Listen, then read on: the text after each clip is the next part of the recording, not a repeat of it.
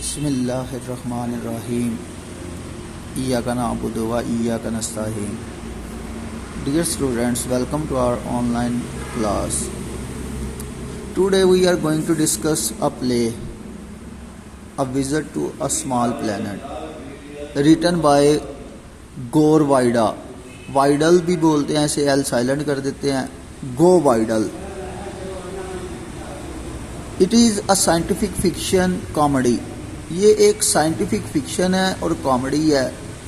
As I told you already in my previous lecture that a play is always written in dialogue form.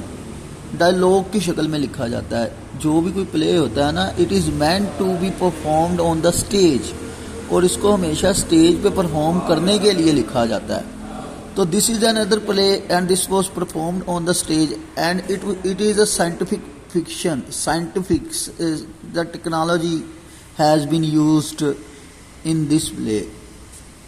That's why it is called scientific fiction. Fiction आपको पता है ऐसी कहानी होती है जिसका कोई भी ताल्लुक which does not have any relation with reality, जिसका रियलिटी के साथ कोई भी ताल्लुक नहीं होता। ऐसा किस्सा, कहानी, पोइम, नावल, स्टोरी, कोई भी ऐसी चीज़ जिसका जो है वो अपना रियलिटी से कोई ताल्लुक नहीं होता, that is called fiction.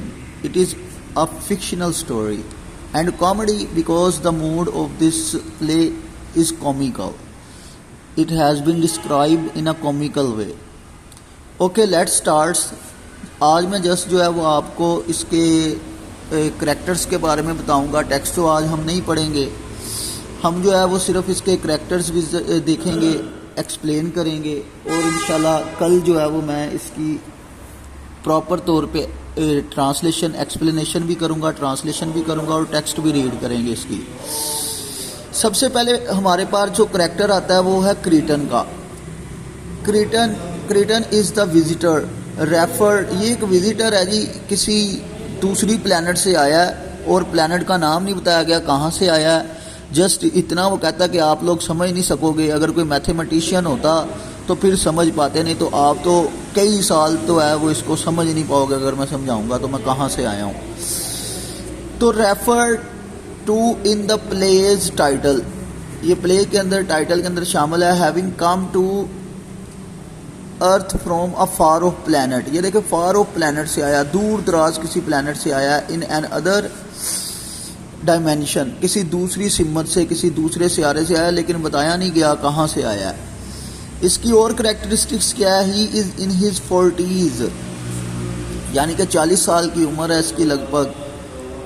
A mild pleasant looking man. A mild pleasant looking man यानी कि बड़ा खुशगवार सा बंदा है। विद साइड विस्कर्स, विस्कर्स जो है, कलमे जो हैं इसकी काफ़ी लंबी लंबी हैं।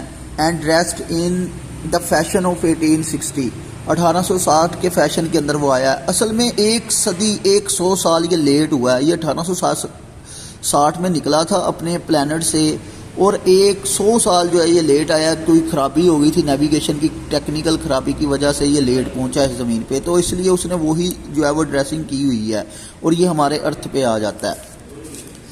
फिर आता है he is an immortal alien. Immortal लफानी, दे डू नॉट डाई, मरते नहीं हैं, इन्हें मौत नहीं आती।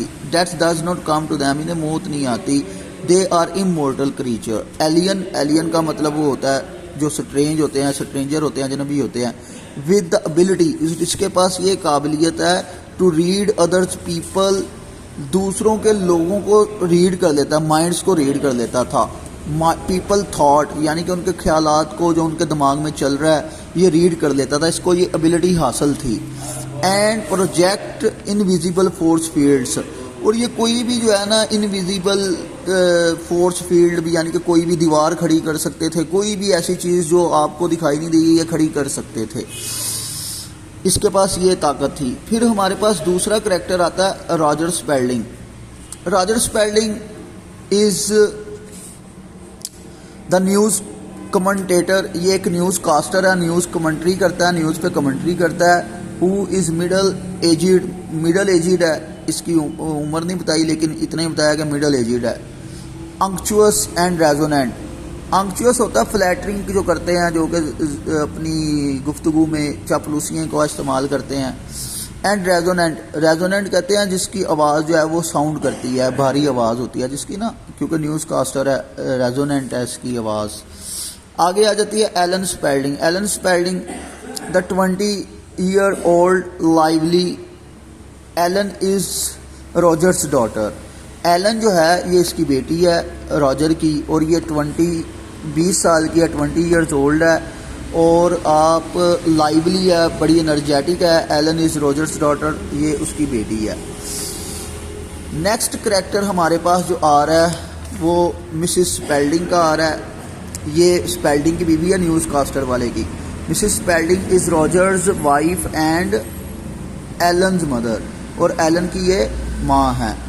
अभी वो 20 साल की जो अभी हमने पिछले पेज पे पढ़ी थी। आगे आ जाता है John Randolph. John Randolph is a mild mannered young farmer. ये माइल्ड मैनर है, यानी कि दरमियाना सा अंदाज इसका है, यानी कि अच्छे मिजाज का इंसान है, खुश इखलाक है। फार्मर किसान है, लेकिन ये ना अपना अखरोट वगैरह उगाता है, हार्ड वर्कर बच्चा है। और ही इज़ एलन्स बॉयफ्रेंड। ये एलन यानी कि जो मिस्टर और मिसेस स्पेल्डिंग की बेटी है, स्पेल्डिंग की बेटी है, उसका ये बॉयफ्रेंड है रॉजर।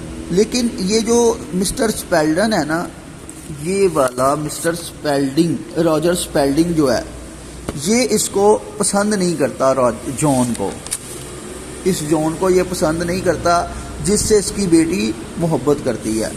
आगे चलते हैं। General powers, general Tom powers is the vigorous. Vigorous मतलब energetic army commander, army commander है। Assigned to investigate the space craft. ये एक स्पेस क्राफ्ट आया है क्योंकि ये एक visit to a small planet, मैंने पहले बताया था, क्रीटन जिसके अंदर बैठ के आया ना, वो स्पेस क्राफ्ट के अंदर आया था। तो इसको जनरल पावर आर्मी का बंदा है, चीफ इन कमांडर है। तो is the vigorous army commander है। इसे असाइंड दी गई है, ड्यूटी दी गई है to investigate the space craft. वो स्पेस क्राफ्ट को इन्वेस्टिगेट करे।